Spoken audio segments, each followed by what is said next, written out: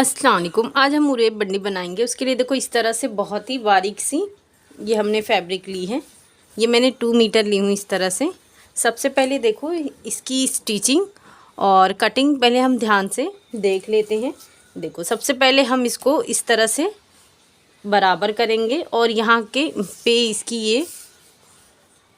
ये देखो ये हमारा 20 है और इसका पना 40 का है।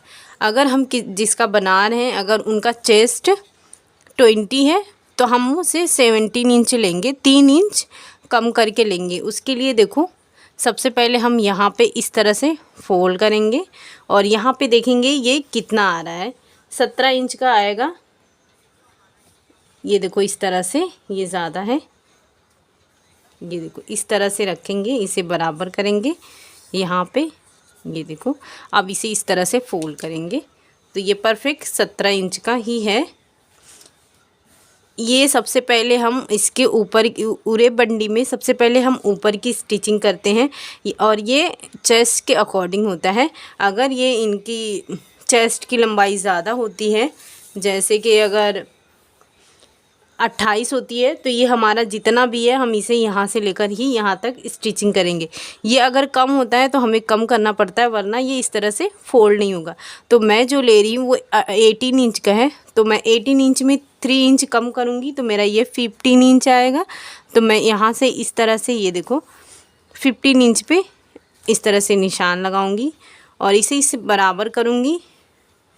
और ये जितना भी एक्स्ट्रा आ रहा है हमारा यहाँ से लेकर पूरा यहाँ तक नीचे तक मैं कटिंग करूँगी और ये फोल्ड यहाँ से यहाँ तक 15 इंच आएगा।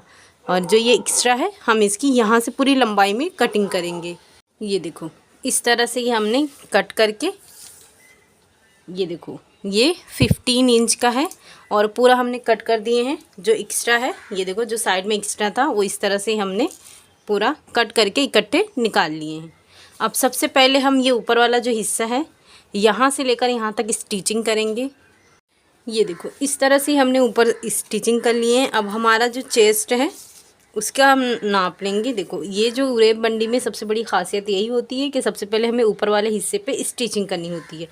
अब ये जो कॉर्नर है इसे बराबर इस तरह से देखो पकड़ेंगे और ये देखेंगे इस तरफ से कि हमारी जो चेस्ट की लंबाई है वो इस तरह से हम लेंगे। देखो यहाँ से ये जितना भी आ रहा है, देखो ये हमारा 18 इंच आ रहा है इधर साइड। ये देखो यहाँ पे अब हम इसे इस तरह से पकड़ेंगे और ये इस तरह से नीचे जाएगा। ये देखो अब ये जितना भी आ रहा है इसे बराबर करेंगे यहाँ से लेकर इसे इस तरह से यहाँ पे ये पूरा नीचे जहाँ तक जा रहा है इसे बराबर करेंगे और यहाँ तक पूरी स्टिचिंग करेंगे। ये देखो यहाँ से लेकर यहाँ तक पूरी हम स्टिचिंग करेंगे। ये देखो ये वाले हिस्से से लेकर यहाँ तक पूरी। ये देखो ये लाइन हमने स्टिच कर ली है। ये जितना हो सकता था हम लोग ने पूरा यहाँ से बिल्कुल एंडिंग तक हमने स्टिच कर ली है। अब ये देखो ये हमारा जो हिस्सा है अब इसे इस तरह से फोल्ड करेंगे।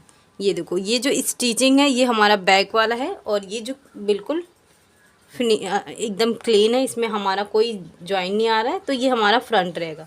हम इस तरह से इसे बराबर रखेंगे और उसके बाद इस पे हम हमारा जो नाप है लंबाई हमारी क्या है उस हिसाब से हम इसको सबसे पहले शोल्डर और नेक की अब हम कटिंग करेंगे।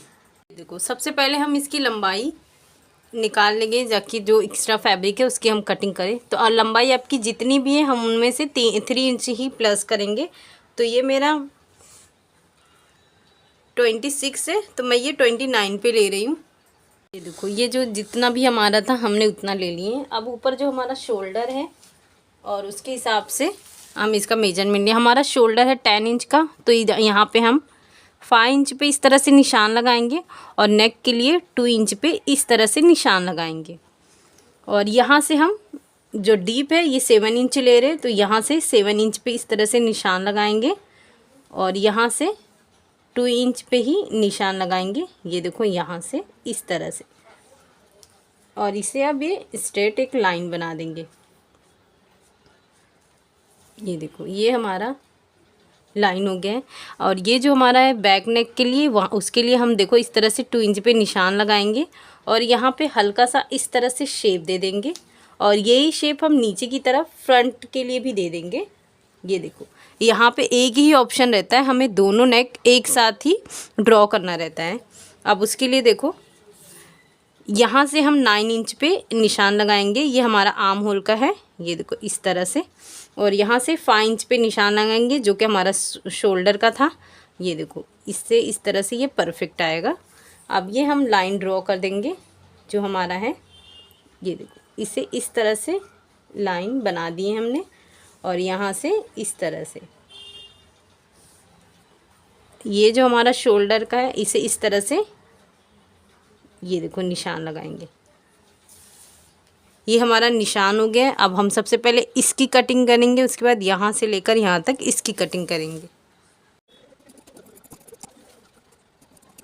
देखो ये हमने कट कर लिए हैं। अभी से हमें हटाना नहीं है वरना हमारा बैक नेक में मसला हो जाएगा। सबसे पहले हम यहाँ पे एक निशान लगाए देंगे। ये देखो ये हमने नेक की कटिंग कर लिए हैं। अब हम सबसे पहले इसे इस तरह से फोल्ड करके स्टिचिंग करेंगे और उसके बाद ये जो जॉइन वाला पार्ट है इसे इस तरह से फोल्ड करके स्टिचिंग करेंगे और ये वाले हिस्से को भी हम इस तरह से फोल्ड करके स्टिचिंग करेंगे। और नीचे जो दामन है हमने 2 इंच एक्स्ट्रा लिए हैं इसलिए इस तरह से फोल्ड करेंगे और इसे थोड़ी चौड़ाई में हम यहाँ से इस तरह से रखकर पूरी गोलाई में स्टिच करेंगे। ये जब आर्म होल की हम स्टिचिंग करेंगे तो इसमें हल्का सा शेप देंगे जैसे हम नॉर्मली देते हैं यहाँ से लेकर यहाँ तक। उसके बाद इसकी भी इसी तरह से फोल्ड करके यहाँ पे स्टिचिंग करके ये रेडी करेंगे। ये देखो इस तरह से ये हमने यहाँ पे स्टिचिंग कर लिए हैं, ये आर्म होल की स्टिचिंग कर लिए हैं और ये देखो ये इस तरह से नीचे हमने स्टिचिंग करनी है। ये देखो इस तरह से ये हमारा बहुत ही बेहतरीन और बहुत ही इजी तरीके से बन के रेडी हुआ है। तो आप इसे ज़रूर बनाएं, इसे बनाना बहुत ही आसान है। शुक्रिया, अल्लाह हाफिज़।